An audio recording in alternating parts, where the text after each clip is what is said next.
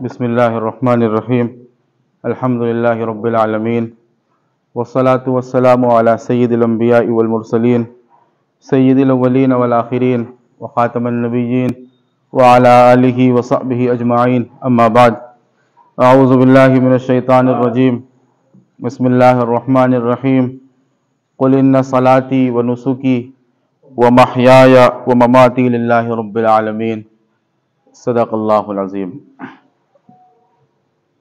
محترم بزرگوں، دینی اور ایمانی بھائیوں اور عزیز طالب علموں، میں نے آپ کے سامنے قرآن مجید کی ایک آیت تلاوت کی ہے۔ باری تعالی اس آیت کے ذیل میں چند باتیں کہنے کی توفیق عطا فرما دے جو ہمارے لیے بھی نافع ہوں، آپ کے لیے بھی نافع ہوں، ہم بھی اس پہ عمل کریں اور آپ بھی اس پہ عمل کریں۔ اللہ رب العزت والجلال نے انسان کی پیدائش کا مقصد بتایا، انسانوں کو دنیا میں بھیجنے کا مقصد بتایا۔ ہر ایک انسان کے پیدا ہونے کا ایک مقصد ہے۔ انسان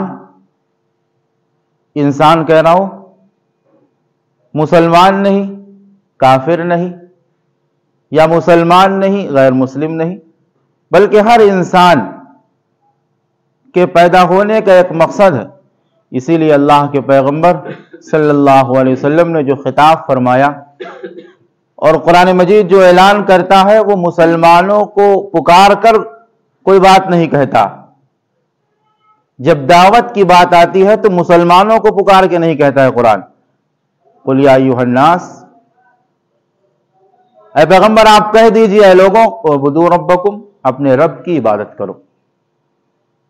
مسلمان ہوں تب بھی عبادت کرنا تب تو ضروری ہے، غیر مسلم ہے ابھی ان کو ان کے رب کی معرفت حاصل نہیں ہے، ابھی انہوں نے اپنے دل سے ایمان کا قول و قرار نہیں کیا ہے، کوئی زبردستی نہیں، ان سے عبادت نہیں کروائی جائے گی۔ لیکن اگر کسی نے زبان سے دل سے کلمے کا اقرار کر لیا، اللہ کو ایک مان لیا، اپنے معبود کو ایک مان لیا، اور رسول اللہ صلی اللہ علیہ وسلم جو کچھ لے کر آئے ہیں اور آپ کو خود مان لیا، مسلمان ہو گیا۔ جب مسلمان ہو گیا تو اب اس کے لیے ضروری ہے کہ دین کی ہر بات پر عمل کرے، دین کی ہر بات کو مانے، اور رسول اللہ صلی اللہ علیہ وسلم کی سیرت کو قبول کرے اور اس پر عمل کرنے اور چلنے کی پوری کوشش کرے۔ اگر کوتاہی ہو رہی ہے، عمل کرنے میں کوتاہی ہو رہی ہے، تو اللہ کی طرف سے معافی کی امید ہے، بالکل صاف صاف۔ اعمال میں اگر کوتاہی ہے تو اللہ کی طرف سے معافی کی امید۔ ایک نہ ایک دن آدمی اپنے گناہوں کی سزا پا کر جہنم سے نکل کر جنت چلا جائے گا، لیکن اللہ نہ کرے اگر عقائد میں فساد ہے، عقائد میں بگاڑ ہے، تو پھر آدمی کو معافی کی امید نہیں کرنی چاہیے۔ اس لیے کہ علی الاعلان قرآن مجید کا اعلان ہے، تو گویا اللہ کا اعلان ہے اور اس کے پیغمبر صلی اللہ علیہ وسلم کا اعلان ہے کہ اگر عقیدے میں فساد ہے تو معافی کی گنجائش نہیں، بغیر توبہ کی اگر مر گیا۔ اور اگر اعمال میں فساد ہے، اعمال میں کوتاہی ہو گئی، تو اللہ کی طرف سے معافی کی امید ہے، سزا ملے گی۔ فمن یعمل مثقال ذرۃ خیرا یرہ ومن یعمل مثقال ذرۃ شرا یرہ۔ ذرہ برابر کوتاہی ہے تو اس کی بھی سزا ہے، اور ذرہ برابر اچھائی ہے تو اس کی بھی سزا اللہ کیا ہے۔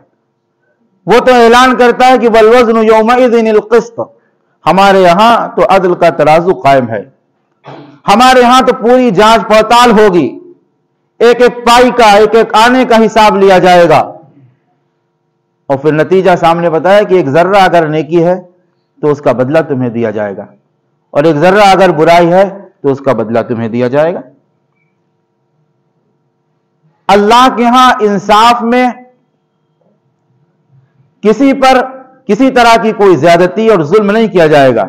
دنیا میں آدمی اپنوں پر ظلم نہیں کرتا ہے، اپنے چاہے جتنا کوتاہی کرے، کچھ بھی کریں، آدمی اپنوں کو معاف کر دیتا ہے، اور جو غیر ہوتا ہے اور اس پہ ظلم کرتا ہے۔ لیکن اللہ کے ہاں سب برابر ہے، اس کا کوئی اپنا نہیں، اس کا کوئی غیر نہیں۔ جو اس کی مانے وہ اس کا اپنا، جو اس کی نہ مانے وہ اس کا غیر۔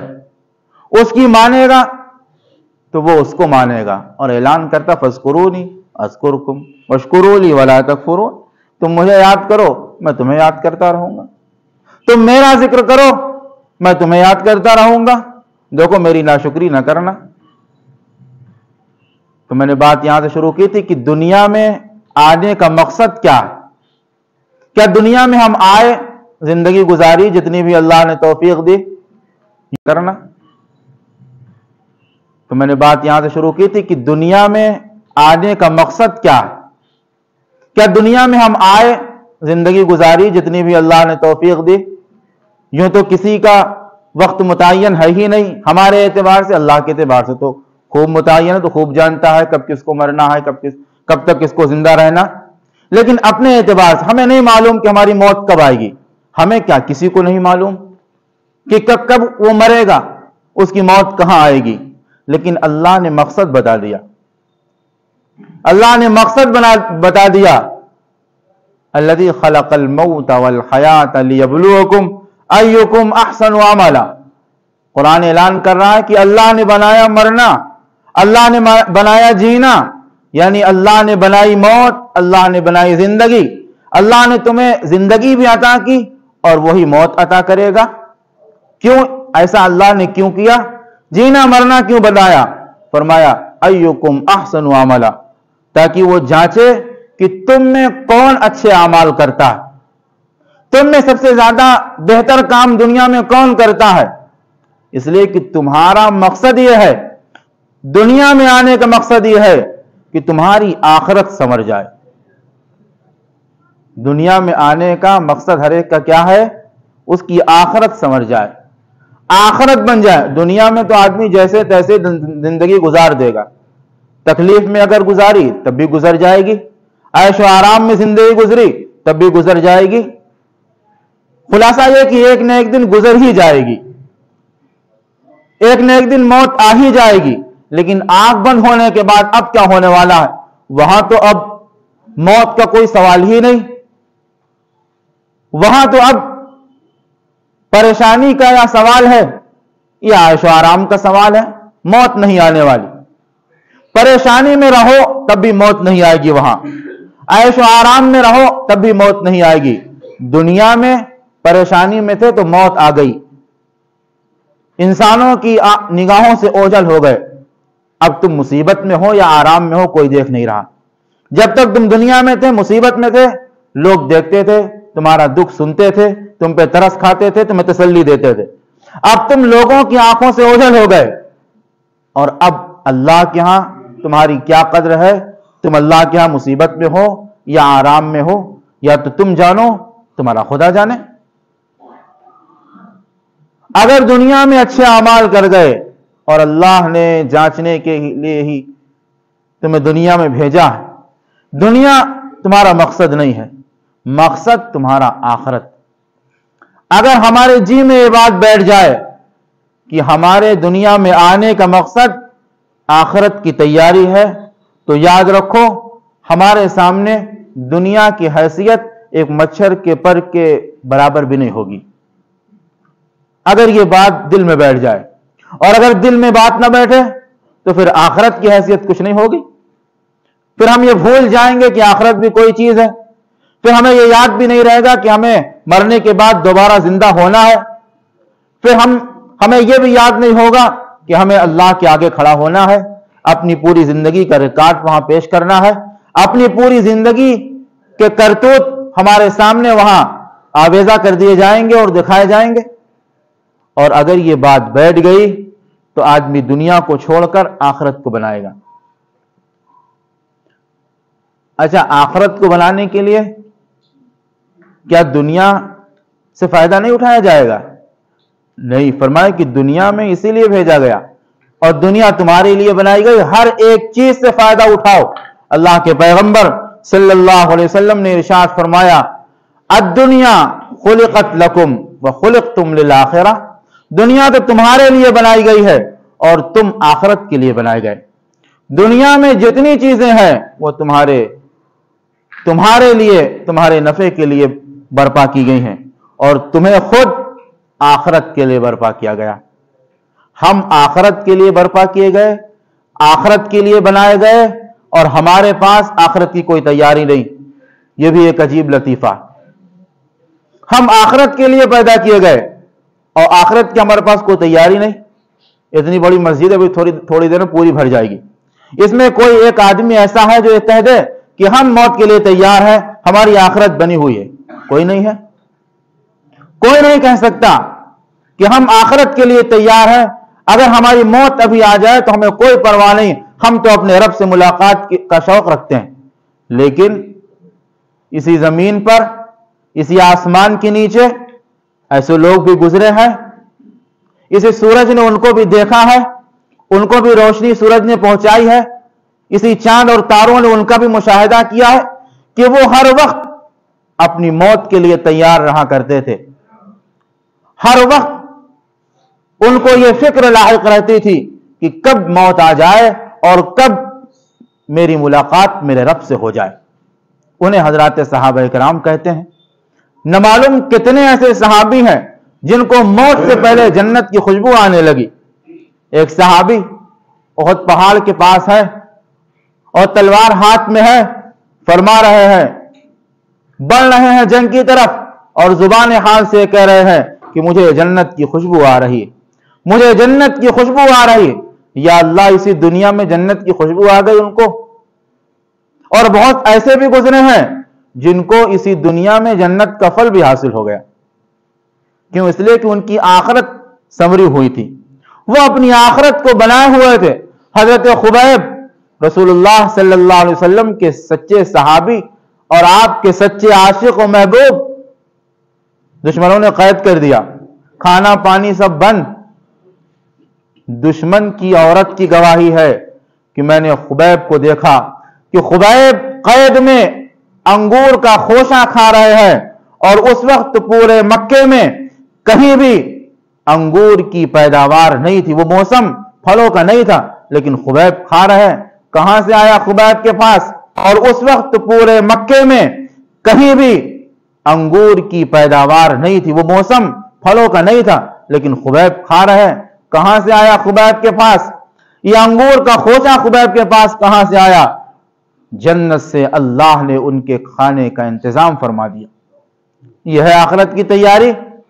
ان کی آخرت سنوری ہوئی تھی، وہ اپنی آخرت کو بنائے ہوئے تھے اور ہر وقت اپنے رب سے لقاء کی امید رکھتے تھے کہ کب موت آ جائے، دنیا کا چکر چھوٹے اور ہم اپنے رب کے پاس چلے جائیں، جہاں کے لیے ہم کو برپا کیا گیا ہم وہیں چلے جائیں۔ ہم تو آخرت کے لیے بنائے گئے، اور حضور اکرم صلی اللہ علیہ وسلم کی پوری تعلیمات یہی ہے کہ اے لوگوں، تمہیں آخرت کے لیے بنایا گیا ہے، تم اعمال آخرت کے کرو اور دنیا سے فائدہ اٹھاؤ، لیکن دنیا کے دھوکے میں نہ آنا، دنیا کے بہکاوے میں مت آنا، یہاں کے لہو و لعب میں مست مت ہونا، ورنہ انجام ٹھیک نہیں ہونے والا، انجام اچھا نہیں ہونے والا۔ اور اگر تم نے آخرت کی فکر کی، دنیا میں رہ کر دنیا سے خوب فائدہ اٹھایا، لیکن اپنے رب کو یاد رکھا، اپنے رسول کی سنت کو زندہ رکھا، صحابہ کرام کی تعلیمات تمہارے سامنے رہی، تم اس پر چلتے رہے اور خوب یاد کیے رہے، فرمایا تمہاری آخرت تمہارے لیے بہتر ہوگی، تم کامیاب ہو جاؤ گے۔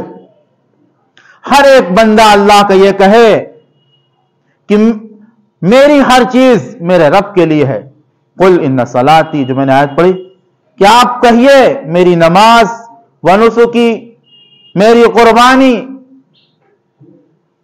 ومحیای ومماتی للہ رب العالمین، میری موت، میری زندگی، میرا مرنا، میرا جینا سب کچھ میرے رب کے لیے۔ اگر آدمی کو یقین ہو جائے تو پھر وہ آخرت کی تیاری کرنے میں ذرہ برابر کوتاہی نہیں کرے گا۔ وہ یقین کر لے کہ میرا جینا میرے رب کے لیے ہے، میرا مرنا میرے رب کے لیے ہے، میری نماز میرے رب کے لیے ہے، میری قربانی، میری عبادت میرے رب کے لیے ہے۔ خلاصہ یہ کہ میرا ہر عمل میرے رب کے لیے ہے، اور تمہارا رب یہی چاہتا ہے، ہمارا رب یہی چاہتا ہے کہ ہمارا بندہ ہر چیز ہمارے لیے کرے۔ جب اس نے موت و زندگی کا اعلان کر دیا کہ تمہارا مرنا میرے لیے ہو، تمہارا جینا میرے لیے ہو، موت اور زندگی کا جب اس نے اعلان کر دیا تو گویا ہر چیز کا اس نے اعلان کر دیا، سب کچھ تمہارا میرے لیے ہو۔ اللہ فرماتا بھی الذی خلق الموت والحیات لیبلوکم ایکم احسن عملا، ہم نے بنایا ہے موت، ہم نے بنایا ہے زندگی، جینا مرنا میں نے بنایا تاکہ میں تمہیں جانچوں پرکھوں کہ تم میں اچھے اعمال کون کرتا ہے، تم سچے مسلمان ہو یا نہیں۔ واقعی جو مسلمان جس کو کہتے ہیں وہ تم ہو یا نہیں۔ نہ معلوم کتنے ایسے ہیں جو صرف نام کے مسلمان ہیں لیکن ان کے اعمال مسلمانوں والے نہیں ہیں، نہ معلوم کتنے ہیں۔ اللہ ہم سب کی حفاظت فرمائے اور سچا مسلمان بنائے، سچا مومن بنائے، تب کامیابی ہے۔ فرمایا گیا حدیث میں کہ بہت سے مسلمان ایسے ہیں جو دنیا کے کاغذات میں ان کا نام مسلمان لکھا ہوا ہے لیکن اللہ کے رجسٹر میں ان کا نام مسلمان نہیں ہے، وہ اللہ کے ہاں مسلمان شمار نہیں ہوتے ہیں۔ مسلمان کا کام کیا تھا کہ کسی کو تکلیف نہ پہنچے، مسلمان کا مشن کیا تھا، اس کے رسول کا مشن کیا تھا کہ اگر وہ مسلمان ہے تو پڑوسیوں کو اس سے تکلیف نہ پہنچے، اگر وہ مسلمان ہے تو اس کے بھائی کو اس سے تکلیف نہ پہنچے، اگر پہنچ رہی ہے تو اس کے اسلام میں اور مسلمان ہونے میں شک۔ حضرت عائشہ صدیقہ رضی اللہ عنہا فرماتی ہیں کہ آپ نے پڑوسیوں کا اتنا حق بتایا کہ میں خیال کرنے لگی کہیں وراثت میں ان کا حصہ نہ ہو جائے، کہیں وراثت میں ان کا حصہ نہ لگنے لگے۔ اتنا حقوق اللہ کے پیغمبر نے پڑوسیوں کا فرمایا۔ پڑوسی چاہے مسلمان ہو چاہے غیر مسلم ہو، یہ آپ یاد رکھیے، پڑوسی اگر مسلمان ہے تب بھی اس کے ساتھ حسن سلوک، اور اگر غیر مسلم ہے تب بھی اس کے ساتھ حسن سلوک۔ کیا ہے حسن سلوک؟ پڑوسی ہے آپ کا، بیمار ہے، آپ مسلمان ہیں، آپ کی ذمہ داری ہے کہ آپ اس کی خدمت کریے، آپ اس کو ڈاکٹر کو دکھائیے اور اس کے علاج کا بندوبست آپ کیجئے۔ کیوں؟ اس لیے کہ یہ آپ کے نبی کی تعلیمات ہے۔ سنا نہیں ہے 50 مرتبہ واقعہ، وہ بڑھیا جو آپ پر روز کوڑا ڈالتی تھی، ایک دن کوڑا نہیں پڑا، آپ اس کی خیریت معلوم کرنے کے لیے اسے گھر پہنچ گئے۔ اس کی بچیوں نے شور مچایا کہ اماں جان وہ آ رہے ہیں جن پہ تم روز کوڑا ڈالتی ہو۔ اللہ کے پیغمبر نے فرمایا کہ گھبراؤ نہیں، پریشان مت ہو۔ اللہ کے پیغمبر نے فرمایا کہ گھبراؤ نہیں، پریشان مت ہو، میں اس لیے آیا ہوں کہ شاید وہ بیمار ہے، بتاؤ تمہیں کیا پریشانی ہے، میں تمہارے لیے علاج کا بندوبست کروں، میں تمہاری خدمت کے لیے آیا ہوں۔ گر گئی قدموں پر، فوراً کلمہ پڑھ لیا۔ کیوں؟ آپ نے اپنے مذہب کی سچائی لوگوں کے سامنے پیش کی، آپ نے بتایا کہ یہ مذہب حق ہے اور یہ میرے مذہب کا حصہ ہے اور تعلیمات ہے کہ ہر ایک کی خدمت کرنا، کسی کو تکلیف مت دینا، ہر ایک کی مصیبت میں کام آنا، یہ مسلمان کا کردار ہے اور یہ اس کے پیغمبر کا کردار ہے۔ آپ صلی اللہ علیہ وسلم کے سب سے بڑے دشمن یہودی تھے۔ ایک یہودی آپ کے پاس آیا، رات گزاری آپ کے پاس اور بستر میں پاخانہ کر کے چلا گیا، اور اتفاق یہ کہ تلوار اپنی بھول گیا۔ وہ شیطان پاخانہ بھی کر کے گیا، تلوار چھوڑ گیا، جب یاد آیا راستے میں تو پلٹ پڑا تلوار لینے کے لیے۔ اس کو یہ بھی ڈر نہیں کہ میں تو وہاں گندگی کر کے آیا ہوں، کیا ہوگا میرے ساتھ۔ وہ یہ جانتا تھا کہ یہ نبی رحمت ہیں، یہ نبی رحمت ہیں، ان کے ہاتھ سے کسی کو تکلیف نہیں پہنچے گی، یہ کچھ نہیں کریں گے، مجھے معاف کریں گے۔ پہنچ گیا کہ میری تلوار چھوٹ گئی۔ اللہ کے پیغمبر نے کہا یہ تمہاری تلوار رکھی، لے جاؤ۔ آپ نے اس سے کہا بھی نہیں کہ تم نے میرے بستر پہ کیا کیا، کہا کچھ نہیں، صاف کروا دیا۔ یہ اپنے ہمارے مذہب کی سچائی اور ہمارے مذہب کی یہ تعلیم ہے۔ ہم اگر کسی کے مصیبت میں کام آئے تو احسان نہ جتلائیں، کیوں؟ اس لیے کہ یہ ہمارے مذہب کی تعلیم۔ ہم اس کا اجر اللہ سے چاہتے ہیں، اور اللہ جب اس کا اجر دے گا تو اپنی شان کے مطابق دے گا۔ کتنا دے گا اس کی کوئی انتہا نہیں۔ خلاصہ یہ ہے کہ مسلمان ہر ایک کی مصیبت میں کام آئے تبھی وہ سچا مسلمان ہے، ہر ایک کا ساتھ دے تبھی وہ سچا مسلمان ہے۔ اگر اس کی ذات سے کسی کو تکلیف پہنچ رہی ہے تو اس کے اسلام اور مسلمان ہونے میں شک۔ ہماری ذات سے کسی کو تکلیف نہ پہنچے، کسی اور ذات سے ہم کو تکلیف پہنچ جائے یہ چلے گا، ہم کو کوئی پریشان کرے چلے گا، ہم اس کو اللہ کے لیے معاف کریں گے۔ لیکن ہماری ذات سے کسی کو تکلیف پہنچ جائے، ایسا نہیں ہونا چاہیے۔ حضرت امام احمد ابن حنبل رحمت اللہ علیہ ائمہ اربعہ میں سے ایک ہے، وقت کے امام ہے۔ بادشاہ وقت ان کو کوڑے مرواتا تھا، صرف ایک دینی مسئلے کی بنیاد پر۔ بادشاہ کہتا تھا کہ تم قرآن کو اللہ کی مخلوق کیوں نہیں کہتے ہو؟ وہ کہتے تھے کہ نہیں، قرآن اللہ کی صفات میں سے، اللہ کی مخلوق نہیں۔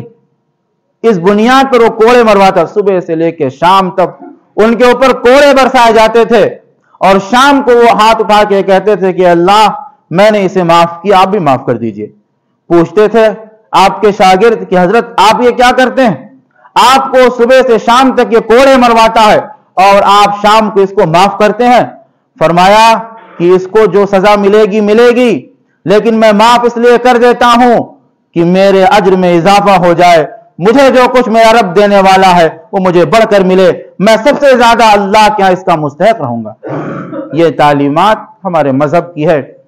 اگر ہمارے اندر یہ جذبہ ہے تو ہم مسلمان ہیں سچے پکے، اور اگر یہ جذبہ نہیں ہے تو ہم سچے پکے مسلمان نہیں ہیں۔ ان صلاتی و نسکی و محیایا و مماتی للہ رب العالمین، میری نماز، میری قربانی، میرا مرنا جینا سب کچھ میرے رب کے لیے ہو۔ اللہ رب العزت والجلال ہم سب کو عمل کرنے کی توفیق عطا فرمائے۔